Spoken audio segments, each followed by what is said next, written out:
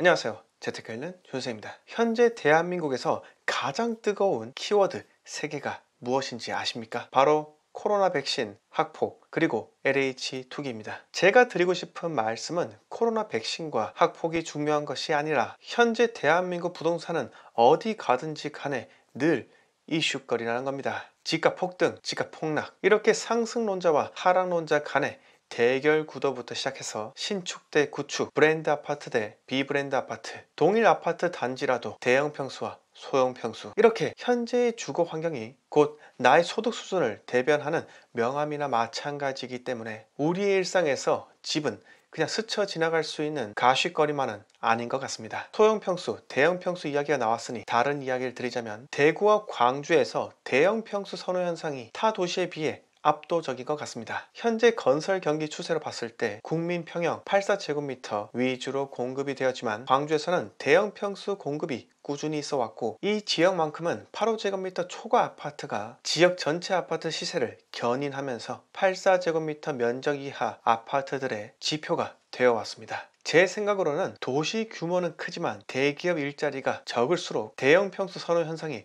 큰 것 같습니다. 대기업 일자리가 많은 도시에서는 명함이라는 것이 나의 능력을 대변해 주지만 대구나 부산에서는 그렇지 못하므로 내가 누구인지 대변할 수 있는 무언가가 필요하다는 거죠. 그래서 차는 외제차로 집은 넓은 평수를 선호하는 것이 역사가 유구한 도시의 특성인 것 같습니다. 다음 이야기로 넘어가겠습니다. 부동산 경매에 대해서 아십니까? 저는 주로 부동산 경매 낙찰률을 투자 판단 근거로 활용을 하는데, 그 이유는 부동산 경매가 바로 부동산 투자에서 선행 지표나 마찬가지이기 때문입니다. 경매에서는 감정평가라는 것을 하게 되는데, 이 감정평가 시점과 경매 기일 시점이 많이 차이 나면 1년이 넘게 차이 날 수 있는데, 그러면 현재가 하락기인 경우 감정가가 고평가되어 있고 현재가 상승기인 경우 감정가가 저평가되어 있는 것이죠. 여기서 사람들이 입찰 법정에 몰리는 정도를 우리가 입찰한 사람들의 인원수를 확인할 수 있기 때문에, 그리고 낙찰가율도 확인할 수 있는 관계로 중개업소에 가지 않고 전화할 필요도 없이 부동산 시장의 매수 심리를 알 수 있다는 것입니다. 그럼 현재는 어떨까요? 막연하게 취득세 중과 양도세 중과 이러한 무시무시한 규제 때문에 경매 물건에 입찰하는 사람의 수가 적을 것이라 생각들 하시는데, 현재 코로나로 인해 법정 휴원이 증가했음에도 불구하고 낙찰률과 낙찰가율 모두 증가했다고 합니다. 2월 전국 경매 진행 건수는 9,983건으로 그중 4,346건이 낙찰되었고 낙찰률은 43.5%, 낙찰가율은 77.9%를 기록했는데, 이 중 주거시설 전체 낙찰가율이 90.6%를 기록하면서 앞으로 주거용 부동산이 상승할 것에 베팅하는 사람들이 증가했다라는 의미로 받아들일 수 있다고 생각이 듭니다. 서울 아파트 낙찰률은 80%에 달했으며 10개 중 8개는 낙찰이 된다는 의미인데요. 서울에서 응찰자 수가 57명으로 가장 많았던 물건은 송파구 풍납동의 미성맨션으로 감정가 8억 5,400만원보다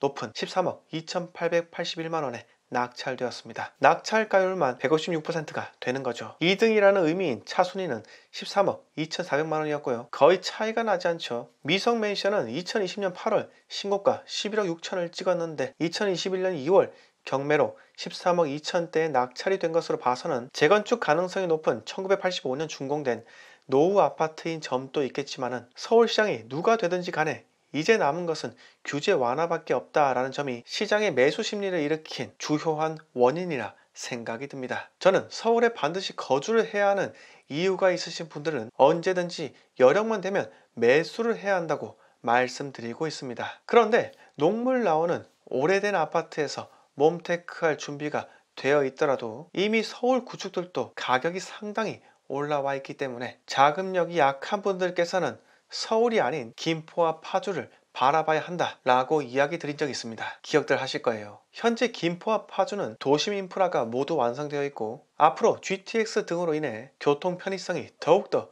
증대될 예정이기 때문에, 그리고 타 도시보다 저평가된 점, 특히 경기 남부권과 비교하면 상당하죠. 저는 이런 점 때문이라도 김포와 파주를 긍정적으로 바라봐야 한다고 한 번 더 말씀드리고 싶습니다. 한 번 더 말씀드리지만 부동산 경매는 선행지표입니다. 입찰자가 몰리면 몰릴수록 부동산 경기가 좋다는 의미이고 앞으로 갈수록 감정가가 점점 더 상승해 시세에 준하는 정도로 될 텐데 이러한 점이 있는데도 불구하고 경매 낙찰가가 시세 이상으로 상승한다는 것을 보고 시장이 왜곡되었다고 생각하시는 것보다 내 집 마련은 지금이라도 늦지 않았다 라고 마음을 고쳐 먹으시는 편이 좋다고 생각이 듭니다. 마지막으로 이야기 하나 드리고 마치도록 하겠습니다. 재건축 1차 정밀 안전진단을 통과한 서울 양천구 목동 신시가지 아파트 단지가 대거 2차 정밀 안전진단 도전에 나서고 있다고 합니다. 이미 재건축 소재로 인해 가격이 뛰고 있고요. 가격이 뛰는 가장 큰 이유는 민간 재건축으로 진행될 가능성이 매우 높기 때문에 이사 대책 이후 사더라도 현금 청산되지 않을 확률도 높기 때문에 매수 수요가 몰린다고 합니다. 누차 말씀드리지만 부동산 대책 규제를 계속해서 발표하게 된다면 시장에 역효과만 일어나게 됩니다. 30번에 가까운 대책에서 우리가 알게 된 점은 결국 시장은 스스로 굴러가도록 만들어야 한다. 만든다가 아닌 내버려 두어야 한다가 올바른 표현이겠죠. 제가 서울 집값 계속 오른다 라고 계속해서 말씀드리는데 입주 물량을 떠나서 집값이 계속해서 오르는 이유는 단 한 가지밖에 없습니다. 그건 바로 현 정권의 아집 때문입니다. 오늘 이야기 여기서 모두 마치겠습니다. 영상 마음에 드셨으면 구독과 좋아요 부탁드립니다.